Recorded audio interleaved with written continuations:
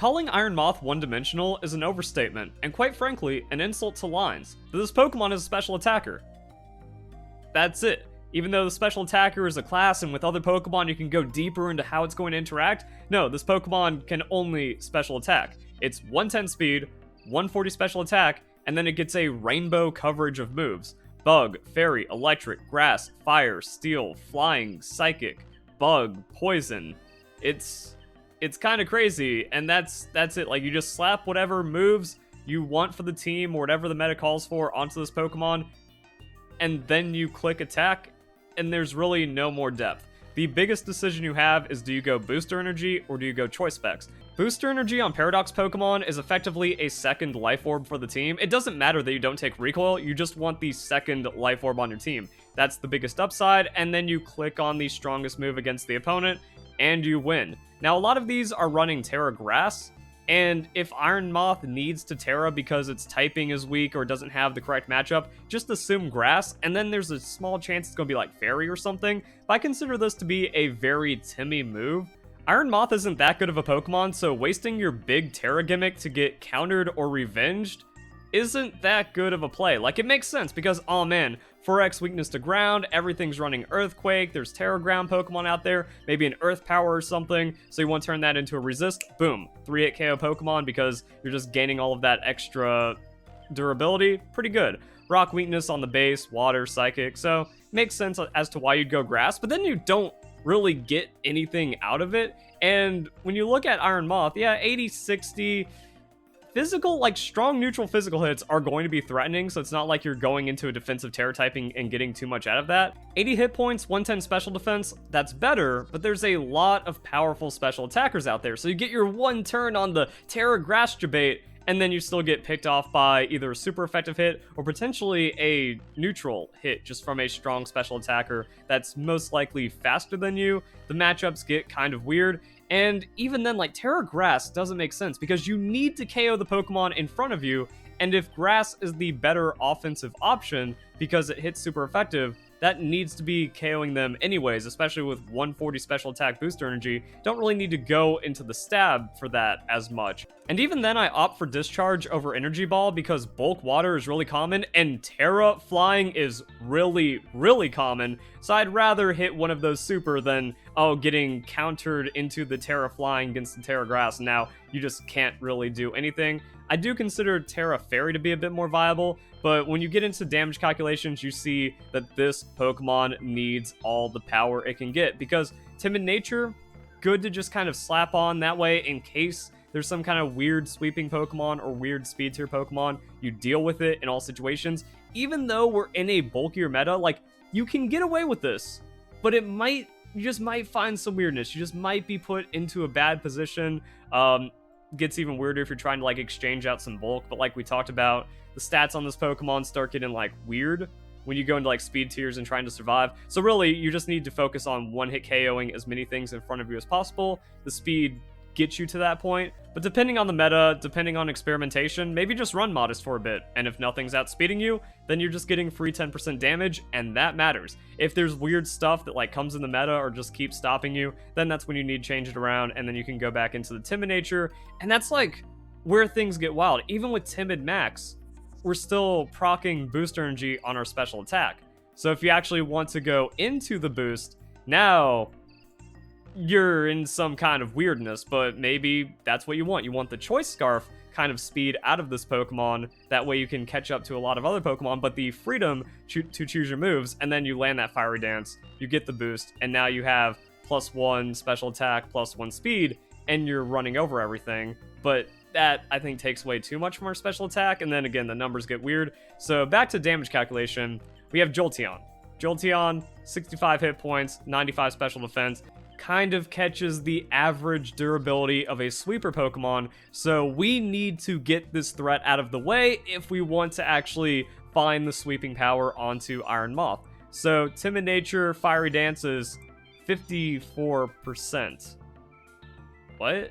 Now if we go into the booster energy, that picks it up to about 70% on the low end. Terra Fire means we're barely finding the KO, not really, so it means you also have to be strategic with the Iron Moth.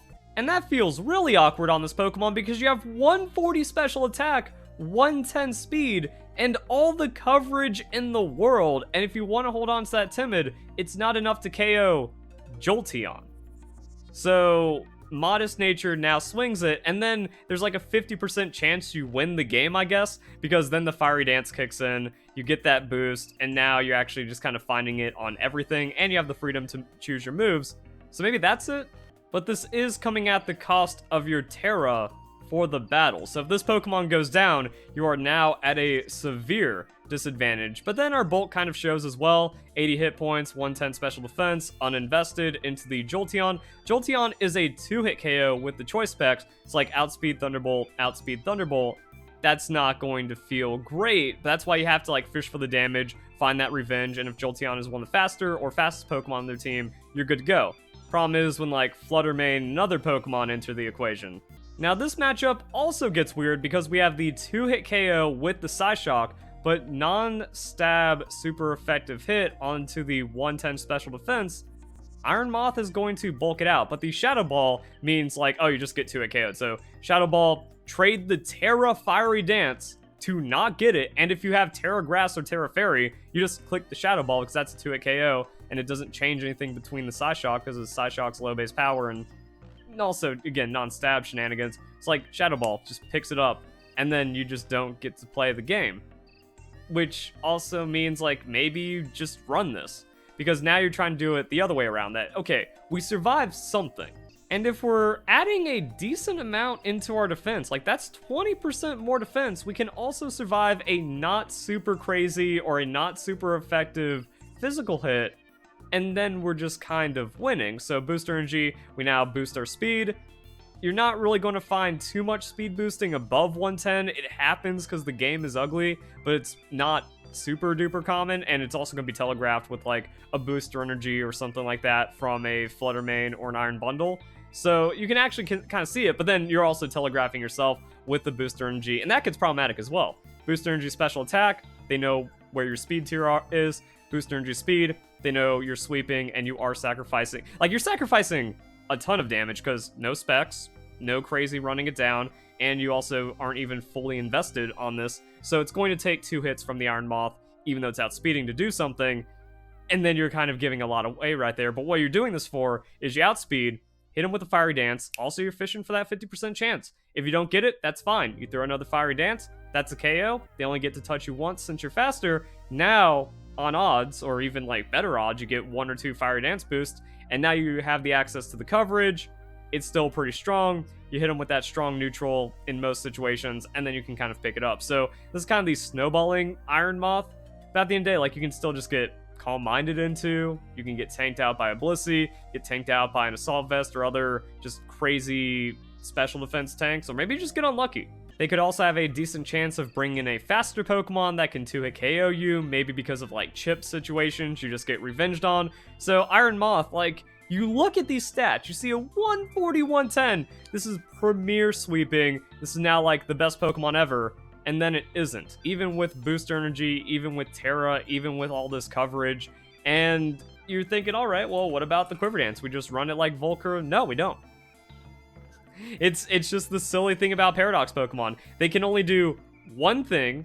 They are over-specialized in it. But turns out one-dimensional strats aren't that crazy inside of Pokemon, even if you really push it to be overtuned.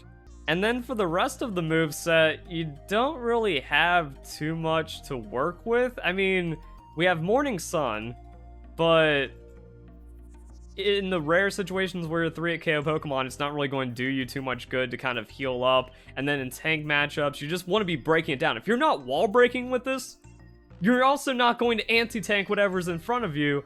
And it just kind of gets uglier from there to where it's like, all right, we have Acid Spray. Maybe Acid Spray comboing because of the stab can work out. Acid Spray, Fiery Dance, that could wall break, but then you're also giving up coverage. So every other option is going to give up coverage and kind of skew this Pokemon's identity and get you trapped into something that's just going to potentially make you lose.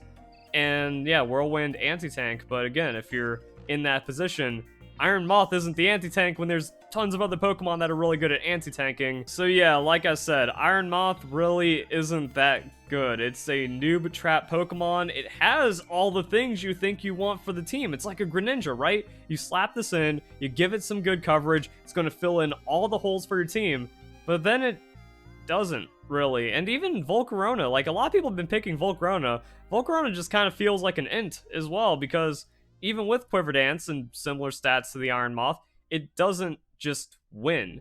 And it gets kind of messed up with the setup, and then it goes into Terra Grasp. That's actually just terrible and doesn't do anything for the Pokemon. You never get enough stats in the face of setup Pokemon to then like Giga Drain and heal. It just doesn't happen with this Pokemon. Like, oh, Terra Giga Drain, but you're not healing enough, and then Quiver Dance, and then you're just out of move slots, and then you go Fiery Dance, and now you can still get walled out by some Pokemon, and yeah, it just don't.